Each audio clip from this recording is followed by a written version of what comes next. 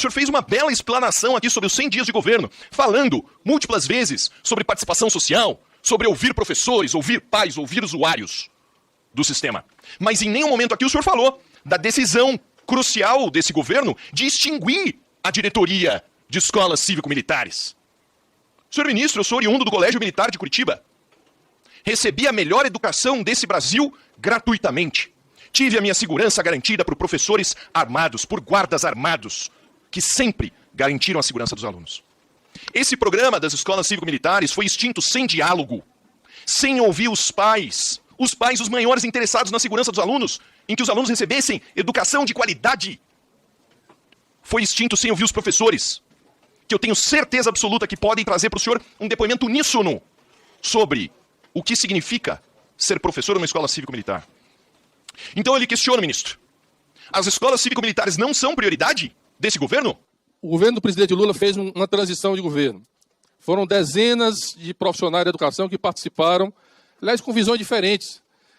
Por exemplo, no ensino médio, tinha uns que defendiam a revogação, tinha uns que defendiam a continuidade, né? Houve uma pluralidade na participação.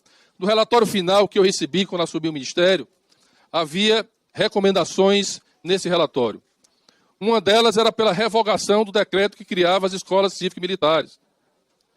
Qual foi a minha decisão em relação a isso? Assumi o Ministério, pedi para que minha equipe avaliasse, porque eu acho que toda decisão precisa ter a responsabilidade do ato. Eu faço parte de um país que é democrata, agora um governo que foi eleito com uma visão de política, de ideias do que nós defendemos em relação à educação pública, gratuita e de qualidade para o povo brasileiro. Precisa ser entendido isso. Esse programa de educação escola cívico-militar foi criado por decreto, não foi por lei, não passou por esse Congresso. Foi uma decisão unilateral do Ministério da Educação à época. Quais os questionamentos que eu quero aqui fazer aos deputados que colocaram isso? Primeiro, que na Lei de Diretrizes e Bases, que é lei, que no Plano Nacional da Educação, que é lei, não há nenhuma menção ou estratégia de incluir as Forças Armadas na educação básica desse país. Não há menção a isso. Portanto, há um conflito normativo, que inclusive o meu jurídico, junto com a AGU, junto com a CGU, está discutindo. Porque nós estamos repassando recursos para as Forças Armadas. Recursos do Ministério da Educação estão indo para as Forças Armadas para pagar coordenadores, monitores das Forças Armadas em escolas brasileiras. Então, há um conflito normativo legal que precisa ser resolvido. Depois, deputado, o senhor colocou que é um programa exitoso, é um programa que tem uma fila. Eu discordo, porque nós temos 138 mil escolas nesse país.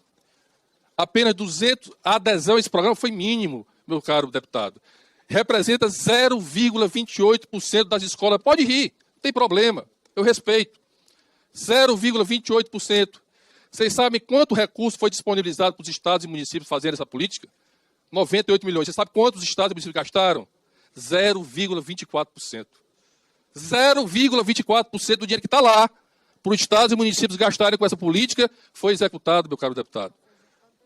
Só foi executado o recurso que nós passamos para o Ministério da Defesa, que inclusive há um conflito normativo legal que precisa ser resolvido.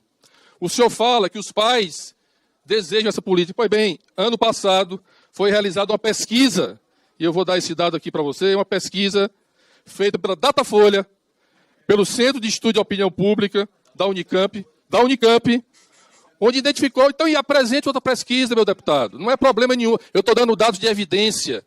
Não há evidências em relação a essa política. E eu quero dizer aqui, meus caros deputados, Tenente Coronel Zuc, que eu agradeço aqui o livro, faço questão de visitar a experiência do Rio Grande do Sul, que foi uma experiência criada pelo Estado, porque os Estados têm autonomia.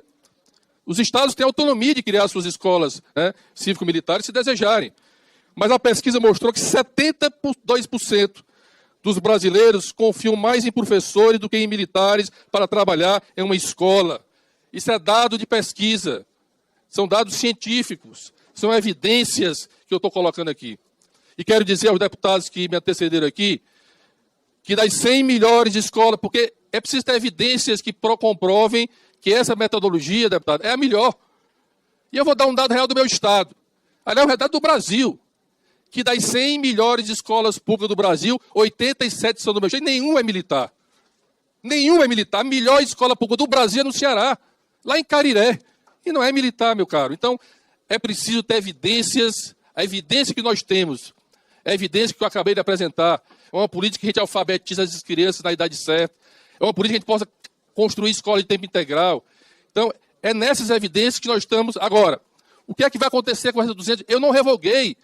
O programa continua. Só não será nem prioridade, nem estratégia do Ministério da Educação, nesse governo, de criar novas escolas através do MEC. E eu vou discutir com os governadores e prefeitos que já implementaram o que é que nós vamos fazer com essas 202 escolas, vamos avaliá-las e vamos discutir de forma democrática, de forma respeitosa, porque nós fazemos parte de uma democracia.